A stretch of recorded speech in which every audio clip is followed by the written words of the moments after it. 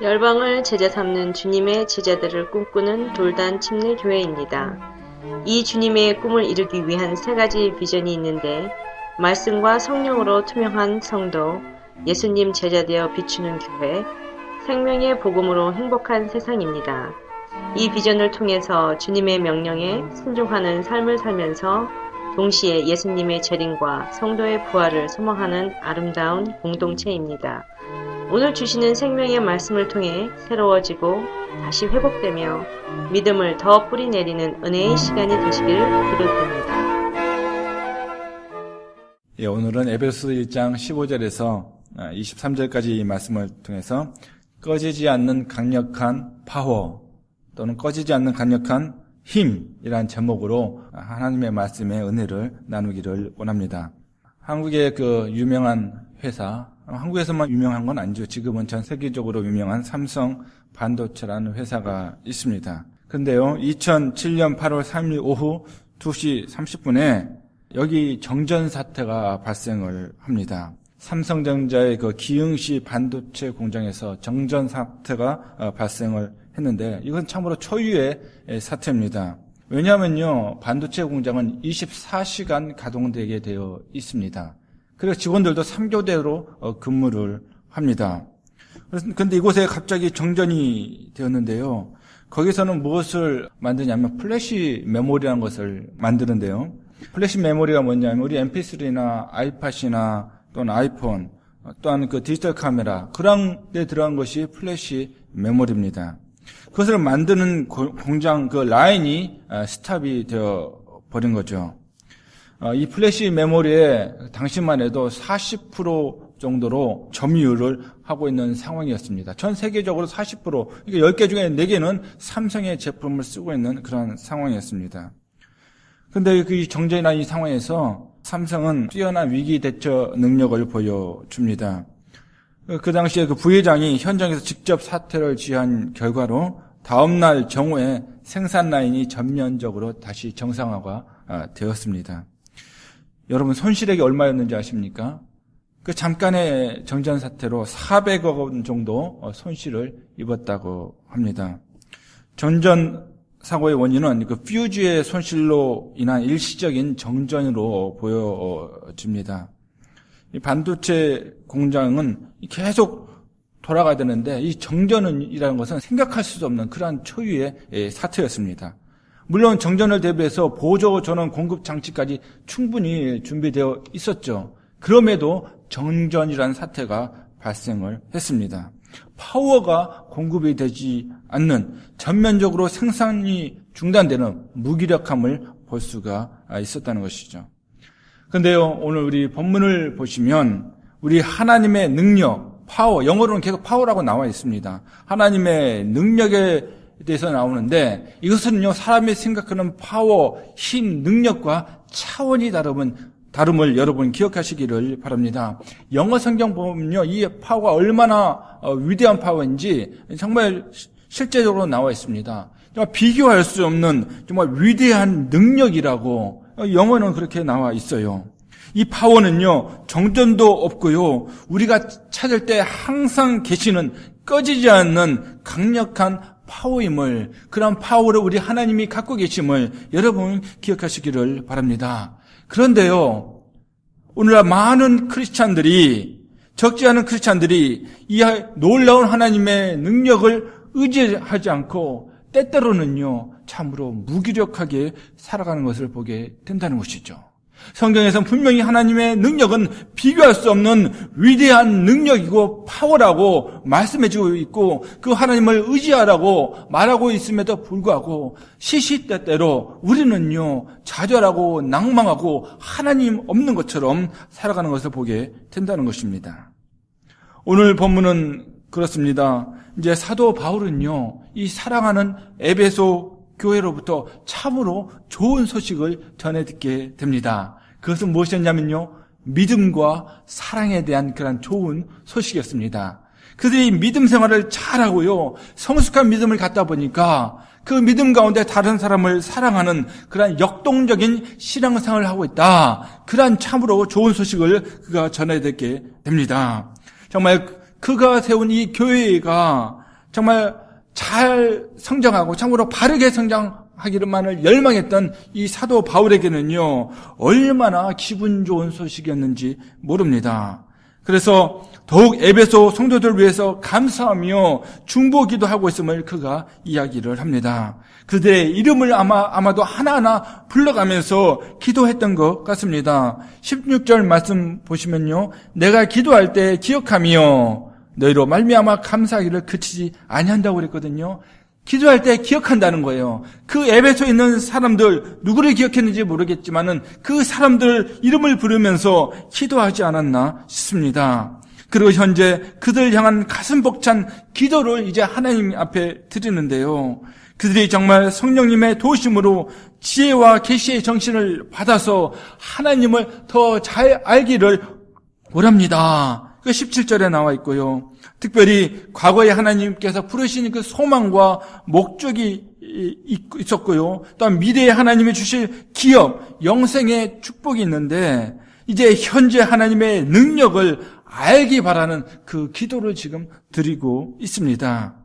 그 파워, 그 능력에 대해서는요, 이제 20절부터 23절까지 설명을 하고 있습니다. 그래서 오늘은요, 그리스도 안에서 이미 나타난 이 강력한 하나님의 파워를 살펴보면서 우리가 함께 힘을 얻기를 원합니다. 그래서 하나님의 파워는요, 첫 번째로 어떤 파워인가? 살리시는 파워, 살리시는 능력임을 여러분 기억하시기를 바랍니다. 살리시는 능력이 뭡니까? 부활의 능력입니다. 20절 상반절에 나와 있는데요. 우리가 함께 읽겠습니다. 시작. 그의 능력이 그리스도 안에서 역사하사 죽은 자들 가운데서 다시 살리시고, 아멘. 다시 살리시는 능력이 하나님께 있음을, 바로 그것이 누구 안에서? 그리스도 안에서 나타났음을 말씀해주고 있습니다. 하나님의 파워는요, 예수 그리스도를 통해서 최고의 파워를, 능력을 보여주셨습니다. 예수님께서 십자가에 달리셨습니다. 그리고 물과 피를 우리를 위해서 다 쏟으시고 돌아가셨습니다. 그리고 예수님은요, 아리마대 요셉이 준비해준 무덤에 3일 동안 누워 계셨습니다. 그리고 안식 후 첫날 부활하심을 우리가 잘 압니다. 사랑하는 성도 여러분, 가끔씩 죽었다가 다시 산 사람들의 이야기를 우리가 들을 수 있습니다. 해외 토픽 이런 데 나오기도 하죠. 근데 이것은요, 예수님께서 살아나신 것과는요, 근본적으로, 질적으로 다름을 여러분 기억하시기를 바랍니다. 왜 그렇습니까? 그들은 이미 다 죽었지 않습니까? 지금까지 영원히 살고 있는 사람은 없습니다. 온전한 부활은, 정말 영원한 부활은 예수님이 유일함을 여러분 기억하시길 바랍니다. 그 성경에서 그것을 어떻게 표현합니까? 부활의 첫 열매가 되었다고 말씀하고 있습니다. 영원한 부활의 그 라인을 처음으로 커팅한 분이 바로 우리 예수 그리스도가 되신다는 말씀입니다. 그래서 고린도전서 15장 20절 말씀에 함께 읽겠습니다. 그러나 이제 그리스도께서 죽은 자 가운데서 다시 살아나사 잠자는 자들의 첫 열매가 되셨도다. 아멘. 다시 살아나셨습니다. 다시 예수 그리스도께서 부활하시도록 하나님께서 큰 능력을 베푸셨음을 여러분 기억하시기를 바랍니다. 성경에는요, 하나님의 이러한 놀라운 강력한 파워가 무엇과도 비교할 수 없는 이 능력이 수도 없이 나오고 있다는 것이죠. 첫 번째로 사람을 향한 파워가 있고요. 또한 자연을 향한 파워가 있습니다. 또한 죽은 영혼을 향한 하나님의 능력이 성경에서 얼마든지 나오고 있음을 우리가 살펴볼 수 있다는 것이죠. 사람을 향한 하나님의 파워는 어떤 파워입니까? 여러 병자들을 고치십니다. 예수님을 통해서 또한 여러 병자들이 고침을 받았습니다. 보지 못하는 사람들이 보게 됩니다. 듣지 못했던 사람들이 듣게 됩니다. 중풍병 걸렸던 사람이 나아서 걸어나가게 됩니다. 귀신 들린 자가 귀신이 쫓겨나가는 것을 보게 됩니다. 죽은 자를 살리게 됩니다. 또한 자연을 향한 파워는 어떤 파워가 있습니까? 모세를 통해서 바다를 갈라버립니다. 또한 그 바다가 다시 잠잠케 만들어 버리십니다. 또한 여호수아를 통해서 또한 아모리 사람과 이 전쟁을 할 때 태양이 그대로 멈추게 하고요. 또한 멈췄던 태양이 다시 가게 만드는 자연을 향한 하나님의 놀라운 파워를 우리가 발견할 수가 있다는 것이죠. 또한 죽은 영을 향한 파워는 어떤 파워입니까? 죽은 영혼을 다시 살리는 하나님의 파워가 있음을 에베소서 2장 1절에서 말씀하고 있습니다.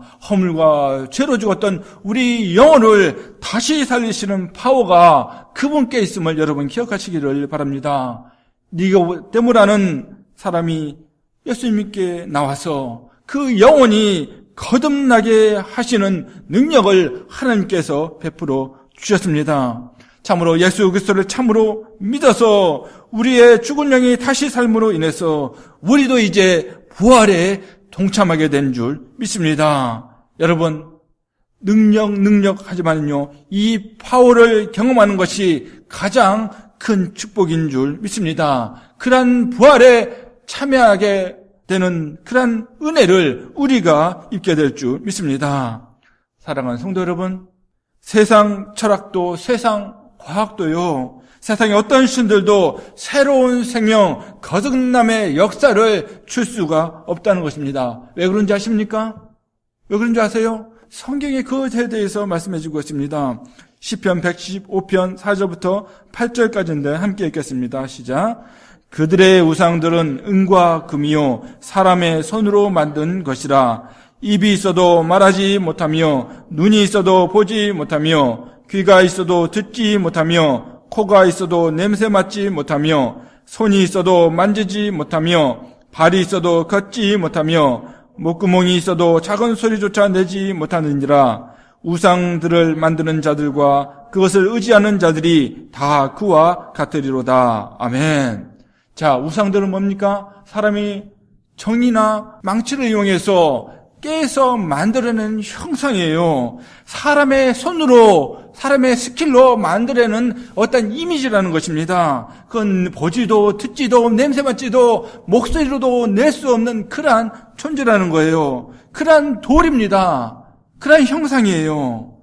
그런데 그것을 믿고 의지하고 만드는 사람들은 어떻다고요? 그 우상처럼요, 다 죽어있는 존재라는 거예요.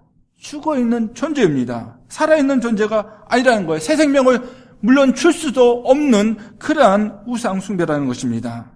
세상 여러 종교들이 자신들이 만들어 놓은 것을 숭배를 합니다. 그런데요, 그러한 신들이 새 생명은 절대로 주지 못하고 거듭나게도 하지도 못하고 부활에 참여하는 놀라운 은혜도 주지 못함을 여러분 기억하시기를 바랍니다. 새로운 생명의 파워를 경험하고 싶다면 어떻게 하면 됩니까? 우리가 하나님 안에만 있으면 될 줄 믿습니다. 예수 그리스도의 은혜 안에 있으면 그렇게 될 줄 믿습니다. 성령님의 도심 안에 있으면 그러한 능력을 우리가 체험하게 될 줄 믿습니다. 나의 옛 습관, 옛 가치관, 옛 것들을 완전히 바꾸고 싶다면, 정말 그곳에서 멀어지고 싶다면 우리가 그분 안에 있으면 된다는 것입니다. 능력의 품 안에 있으면 됩니다. 그래서 고린도후서 5장 17절에 어떻게 말씀하고 있습니까? 누구든지 그리스도 안에 있으면 새로운 피조물이라. 뉴 크리에이션, 새로운 피조물이라. 이전 것은 지나갔으니 보라, 새 것이 되었도다. 새 것이 된 거예요. 우리가 예수 그리스도를 통해서 거듭나면요, 우리는 새로운 피조물이 된 줄 믿습니다. 물론 아기가 태어나면요, 그냥 일어나서 걷고 뭐 뛰는 게 아니지 않습니까? 우리도 예수 그리스도 안에서 새로 태어나면요, 영적인 어린아이예요. 그러다 보니까 아직도 옛 습관 가운데 살고 죄를 짓는 모습이 있을 수가 있습니다. 그렇지만요, 성령 안에서 성장하고 성령 안에서 더욱더 커지면요, 우리가 주님께서 원하시는 분량까지 자라가게 될 줄 믿습니다. 성숙하게 될 수 있다는 것이죠. 하나님의 능력을 경험할 수 있게 된다는 것입니다. 여러분, 한국 사람이 많이 쓰는 말 중에 무엇이 있습니까? 죽겠다. 예, 죽겠다는 말을 입에 달고 사는 경우가 많이 있는 것 같습니다. 우리 가운데는 없을 것 같은데, 근데 죽겠다는 말을 어느 경우에 사용합니까? 배고프면 배고파 죽겠다. 배부르면 배불러 죽겠다. 그렇죠? 너무 심심하면 심심해 죽겠다. 너무 재밌으면 재밌어 죽겠다. 그렇죠? 그리고 날씨에 따라서 너무 더우면 더워 죽겠다. 너무 추우면 추워 죽겠다. 예. 이 가끔은요, 좋아 죽기도 하고, 단 돈 없어 죽기도 하고, 예. 왜 이렇게 죽을 일이 많은지 입에 달고 사는 것 같습니다. 죽겠다, 죽겠다. 하지만요, 여러분, 말에는요, 힘이 있음을 여러분 기억하시기를 바랍니다. 그래서 말도 우리가 때로는요, 가려 쓸 필요가 있다는 것입니다. 여러분, 내가 죽겠다는 말을 계속하니까 죽겠다는 그 말이 다 나가서 내 안에는 살겠다는 말만 남았으면 얼마나 좋겠어요. 그런데 그게 아니라는 거예요. 죽겠다는 말은요, 내뱉게 되면 그것이 내 귀로 다시 돌아가요. 그러면서 내 마음은요, 더 죽겠다는 마음으로 생긴다는 것이죠. 여러분, 그래서 우리는요, 죽겠다는 말 대신에 살겠다는 그런 표현을 더 쓸 필요가 있다는 것입니다. 말에는 힘이 있기 때문입니다. 이처럼요, 사람 말에도 힘이 있는데 하나님의 말씀은 더 큰 파워가 있는 줄 믿습니다. 하나님의 말씀으로 이 천지가 만들어졌음을 여러분 다시 한번 기억하시기를 바랍니다. 주님께서 말씀하심으로 병자가 낫음을 여러분 기억하시길 바랍니다. 주님께서 말씀하심으로 사탄이 물러갔음을 기억하시기를 바랍니다. 말씀에 힘이 있습니다. 하나님의 말씀에 힘이 있기 때문에 내가 어떤 환경에 있든지 그 다시 살리시는 강력한 파워에 여러분 우리의 믿음을 갖기를 원합니다. 우리를 다시 살리는 하나님의 파워는요, 두 번째로 우리를 높이시는 파워를 갖고 있습니다. 통치하신다는 거예요. 높이십니다. 낮추기도 하시고 높이기도 하십니다. 20절 하반절부터 오늘 보면 20절 하반절부터 22절 상반절까지인데요. 함께 읽겠습니다. 여기 하늘에서부터 하늘에서 자기의 오른편에 앉히사 모든 통치와 권세와 능력과 주권과 이 세상뿐 아니라 오는 세상에 일컫는 모든 이름 위에 뛰어나게 하시고 또 만물을 그의 발 아래에 복종하게 하시고, 예, 거기까지요. 그래서 하나님의 능력은요, 파워는 높이시는 파워라는 것입니다. 예수님은 승천하셨어요. 모든 악한 영적 세대를 이제 다스릴 권한을 받으셨습니다. 오늘 본문에 보신 것처럼 오른편에 앉으셨다고 그랬거든요. 이것은 통치권을 부여받으셨다는 상징적인 표현이에요. 그리고 모든 정사와 권세와 능력과 주관하는 자는요, 천사와 같은 어떤 영적 존재로서의 악한 영을 의미하는 것 같습니다. 그래서 에베소 6장 12절에서는요, 우리의 싸움은 보이는 대상이 아니고 보이지 않는 영적 싸움이라고 이야기를 하고 있기 때문입니다. 에베소 6장 12절 말씀 함께 읽겠습니다. 시작. 우리의 씨름은 혈과 육을 상대하는 것이 아니요 통치자들과 권세들과 이 어둠의 세상 주관자들과 하늘에 있는 악의 영들을 상대함이라. 우리의 싸움은요, 보이는 대상이 있을지라도 그 이면에는요, 치열한 영적인 싸움이 전개되고 있다는 것입니다. 혈과 육의 싸움이 아니에요.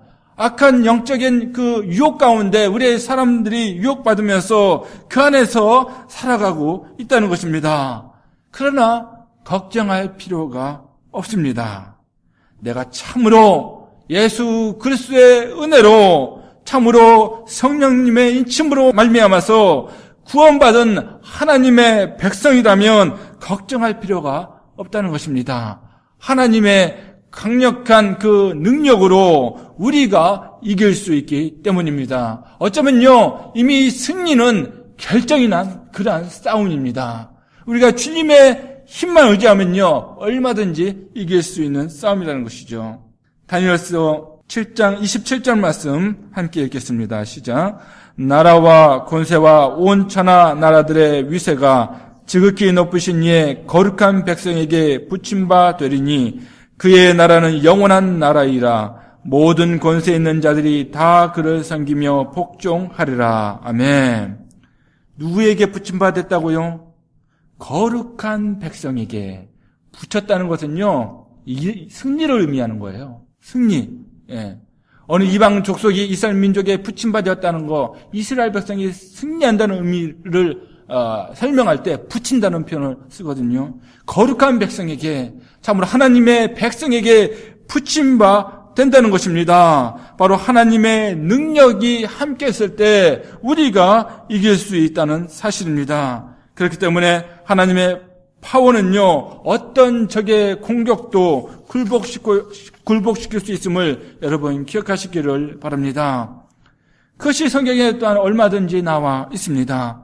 하나님의 파워가 베드로와 함께 했을 때 어떤 일이 일어난 줄 아십니까? 사람들이 부인을 하지는 못해요. 사도행전 4장에서 보면요, 베드로는 이제 예수님의 부활의 복음을 전하다가 이제 제사장과 사두개인들에게 붙잡히게 됩니다. 그런데요, 그들 앞에서도 전혀 위축이 되지 않고 그들에게 담대하게 하나님의 복음을 전합니다. 이걸 복음을 들고 있다가 사람들이요, 충격을 받죠. 아니, 이 사람은 분명히 이 무식하게 보였던 어부인데 하나님의 말씀, 부활의 말씀을요, 생명을 조금 더 아까운 것으로 여기지 않는 가운데 담대하게 전하거든요. 여러분, 그러니까 어떤 결과가 나온지 아십니까? 사도행전 4장 16절 말씀 함께 읽겠습니다. 시작. 이 사람들을 어떻게 할까? 그들로 말미암아 유명한 표적 나타난 것이 예루살렘에 사는 모든 사람에게 알려졌으니 우리도 부인할 수 없는지라. 아멘. 여러분, 반대하는 사람들, 감옥에 넣으려고 했던 사람들, 죽이려고 했던 사람들, 그 사람들의 고백이에요. 드러내고 얘기는 할 수 없지만은요, 그들의 마음 가운데는 어떤 고백입니까? 부인할 수 없다는 거예요. 분명한 사실이 그들 가운데 일어나고 있고 그들의 삶 가운데 베드로와 함께 했던 그 사람들 삶 가운데 드러나고 있기 때문에 사람들이 어떻게 해요? 부인하지 못하는 거예요. 부인하지 못하는 거예요.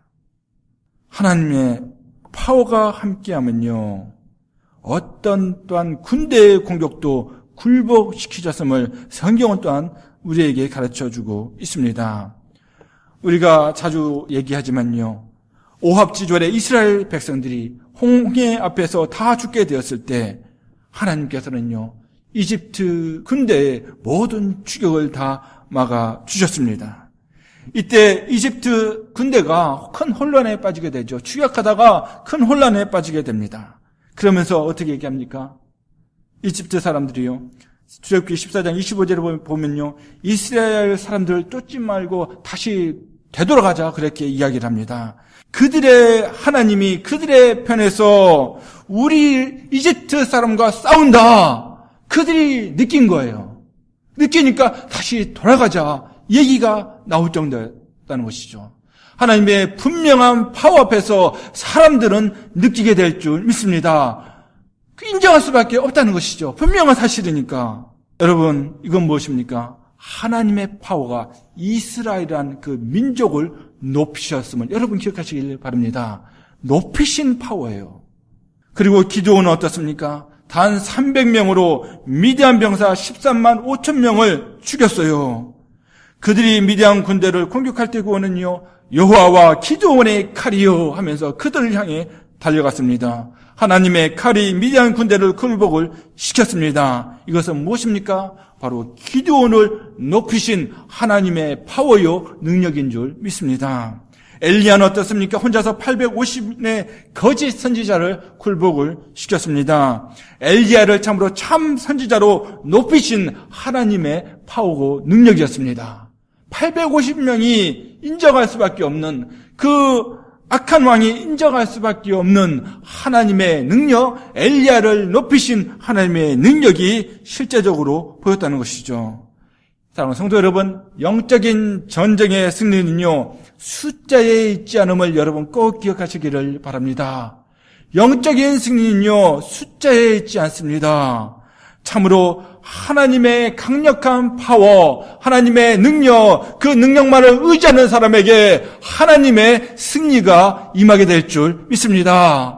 역사 가운데 모든 부흥의 역사는요, 다수로 인해서 시작되지 않았습니다. 작은 몇 명의 무리가 정말 그 지프라이 덤불 옆에서 기도하는 가운데, 미국 가운데, 영국 가운데, 유럽 가운데 부흥의 역사가 일어났다는 사실입니다. 말씀으로 돌아가자는 운동 가운데 일어났어요. 소그룹 운동 가운데 부흥의 역사가 일어났다는 거예요. 그것이 공통점입니다. 그 가운데요, 하나님께서 원치 않는 더러운 문화, 하나님께서 쓸어버리기 원하는 문화들이 정말 정결하게 되고요, 사람들이 술집을 없애기 시작하고요, 매춘을 없애기 시작하고요, 그들이 하나님 앞에 정결한 모습으로 다가왔다는 것은요, 역사적인 사실임을 여러분 기억하시기를 바랍니다. 하나님의 능력이에요. 과연 그렇게 될까? 그렇게 될 수 있을까? 그런데 하나님께서 함께 하시면요, 그런 역사가 지금도 일어날 수 있음을 여러분 기억하시기를 바랍니다. 하나님의 능력입니다. 우리의 능력이 아니에요. 하나님의 그 놀라운 파워는요, 예수 그리스도를 통해서 이제 더 확실하게 나타났습니다.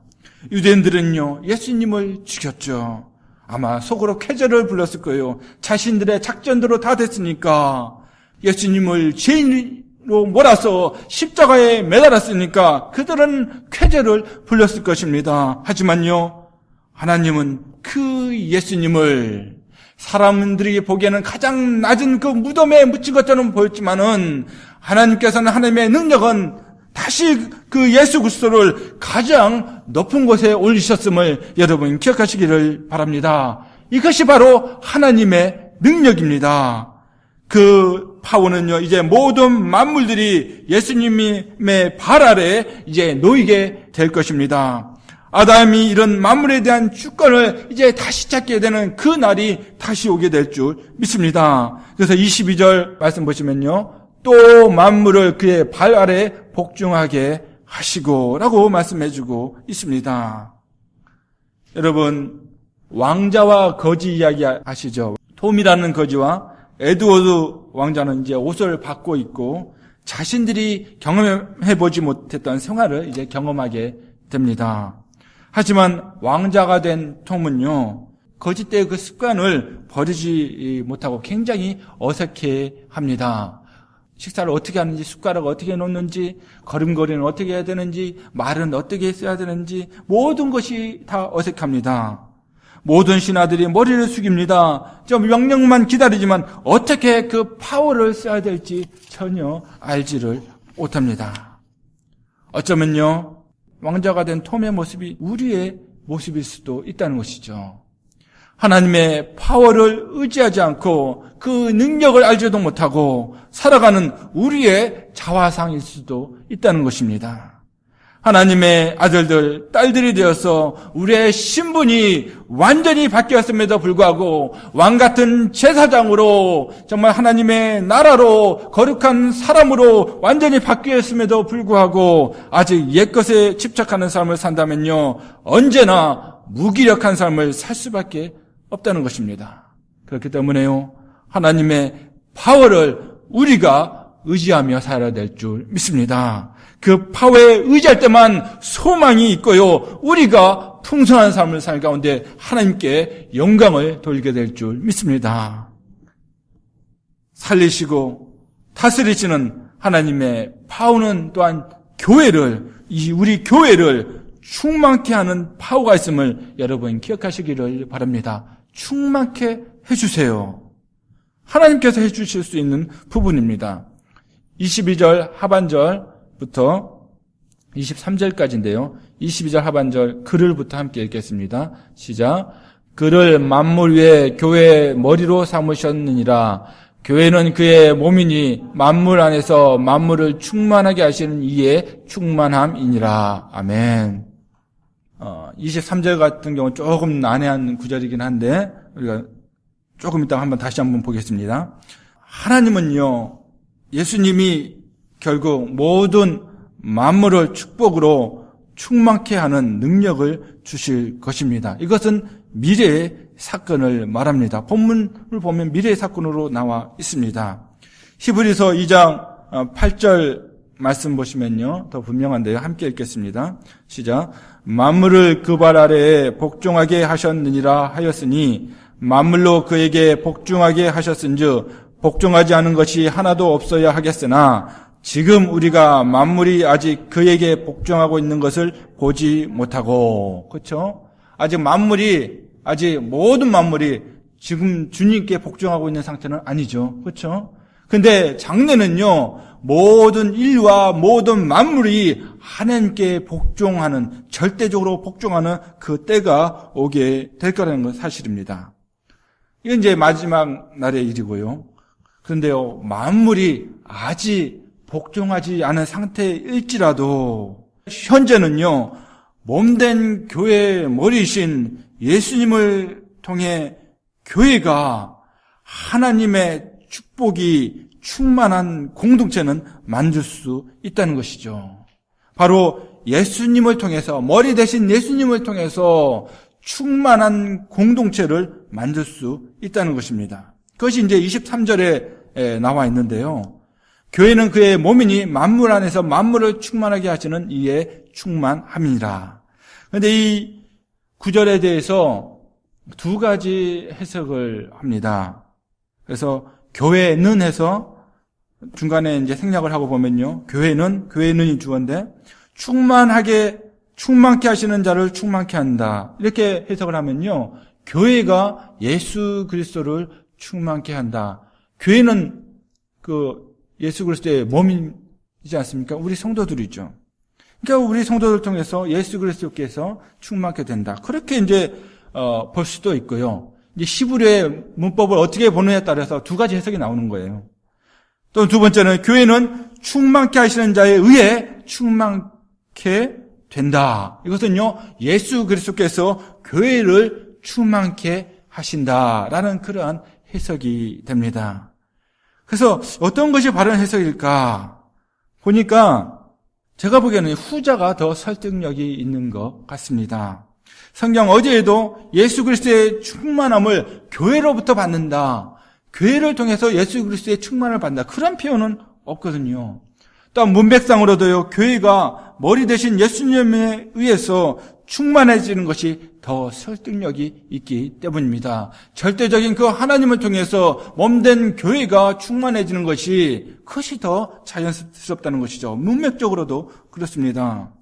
또 에베소 4장 10절에 보면요, 간접적으로 후자를 지지하는데 거기 어떻게 말씀하고 있냐면요, 내리셨던 그가, 예수 그리스도죠, 그 모든 하늘 위에 오르신 자니 이는 만물을 충만케 하려 하심이니라. 예수 그리스도께서요, 만물을 충만케 하려는 그러한 사역 가운데 있음을 우리가 살펴볼 수 있다는 것입니다. 그런데 이 충만, 예수 그리스도를 통해서 교회가 충만해지는데, 그럼 이 충만이 무슨 의미인가? 무엇으로 충만해진다는 의미인가? 이것은요, 예수 그리스도 안에 있는 신의 성품을 의미함을 여러분 기억하시기를 바랍니다. 골로새서 2장 9절에서 10절까지의 말씀 함께 읽겠습니다. 시작. 그 안에는 신성의 모든 충만이 육체로 거하시고 너희도 그 안에서 충만하여 졌으니 그는 모든 통치자와 권세의 머리시라. 아멘.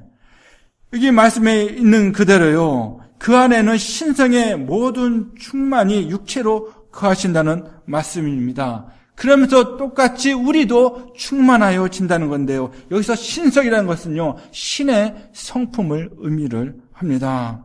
사람의 생각이나 철학이요, 또한 경험이 우리 교회를 충만하게 할 수는 없어요. 충만하게 진 것처럼 보이죠. 뭔가 역동적으로 보이긴 할 수 있어요. 그렇지만 하나님께서 목적하시는 그 충만은 이룰 수 없다는 것입니다. 머리 대신 예수님의 명령대로, 주님께서 원하시는 대로 그대로 묵묵히 걸어갈 때 우리는 참으로 신의 성품에 참여하면서 예수 그리스도를 닮아가면서 건강한 교회로 성장할 수 있음을 여러분 기억하시기를 바랍니다. 여러분, 하나님의 파워만으로 우리의 교회는요, 충만해지고 풍성한 공동체가 될 수 있음을 여러분 기억하시기를 바랍니다. 참으로 교회가 교회다워지는 방법은요, 탁월한 프로그램에 있지를 않습니다. 필요하죠. 근데 그게 절대적이지는 않다는 것입니다. 충만케 하시는 탁월한 하나님의 파워로 살아가는 성도가 많아질 때 참으로 말씀과 성령으로 정말 투명한 성도, 정말 예수 그리스도의 제자로서 정말 비추는 삶은 성도가 많아질 때 그 교회가 교회다운 교회가 될 수 있음을 여러분 기억하시기를 바랍니다. 교회는요, 사랑방이 아닙니다. 교회는요, 자기 자신을 드러내놓고 자신의 명예를 위한 곳이 교회가 아니라는 것입니다. 참으로 머리 대신 예수 그리스도께서 명령하신 대로 나의 재능을 다른 사람의 유익을 위해서 써나가는 사람들이 많은 곳, 그것이 바로 교회다운 교회인 줄 믿습니다. 그것을 성경이 말씀하고 있습니다. 그래서 이러한 교회를 꿈꾸는 저와 여러분 되기를 원합니다. 그러면 우리가 파워풀한 교회, 파워풀한 성도로 살아가게 될 줄 믿습니다. 삼성 반도체 정전 사태와 같은 사건은요, 관리의 삼성이라는 이름을 무색하게 만든 초유의 대형 사건이었습니다. 그런데요, 얼마나 많은 사람들이 자신의 파워가, 자신의 능력이 안전하다, 충분하다, 그런 착각 속에서 살아가는지 모릅니다. 안전하다, 괜찮다, 그래요. 그런데요, 그 주위에서 출렁이는 파도를 보지를 못합니다. 하지만요, 놀라운 진짜 파워, 꺼지지 않는 그 능력은 우리 주님 안에 있는 줄 믿습니다. 역사의 순간마다 하나님보다 더 큰 파워를 보여준 그런 사람은 없었습니다. 죽은 자를 다시 살리시는 파워가 그분에게 있습니다. 낮은 자를 다시 높이시는 그런 파워가 주님 안에 있는 줄 믿습니다. 교회를 다시 충만케 하실 수 있는 능력이 바로 그분에게 있는 줄 믿습니다. 그 충만케 하시는 놀라운 파워, 그 무엇과도 비교할 수 없는 위대한 파워를 갖고 있는 그 주님만을 소망하며 붙들고 살아가시는 저와 여러분 되기를 주님의 이름으로 축원합니다. 기도하시겠습니다. 오늘도 말씀에 온전히 순종하셔서 풍성한 삶을 살아가시기를 기도합니다. 열방을 제자 삼는 주님의 제자들 돌단 침례교회 예배 시간 말씀이었습니다. 사랑합니다. 축복합니다.